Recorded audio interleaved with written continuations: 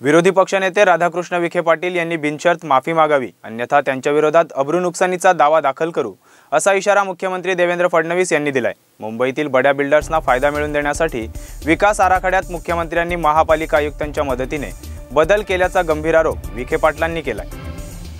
मुंबईच्या विकास आराखड्यातील अनेक आरक्षणे बेकायदेशीरपणे बदलण्यात आली। मुंबईतील मोठ्या बिल्डरांना फायदा पोहोचवण्यासाठी ही आरक्षणे बदलण्यात आली असून मुख्यमंत्री कार्यालयाला 10,000 कोटी रुपयांचं कमिशन मिळणार असल्याचा दावा राधाकृष्ण विखे पाटील यांनी केला होता। त्यावर मुख्यमंत्र्यांनी उत्तर देताना विरोधी पक्षनेते राधाकृष्ण विखे पाटील यांना विकास आराखडा म्हणजे काय हे तरी समजतं का?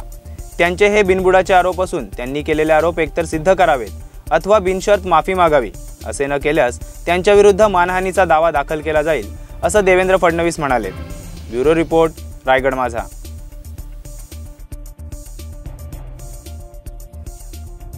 मुंबईच्या डेव्हलपमेंट कंट्रोल प्लॅन रेग्युलेशन बद्दल जो पुढे डिस्चार्ज होता तो निश्चित सरकारने केला। त्याच्या संदर्भात बरेच मोठा घोटाळा मुंबईच्या बिल्डर लोकांना सवलती देताना समोर आलेला।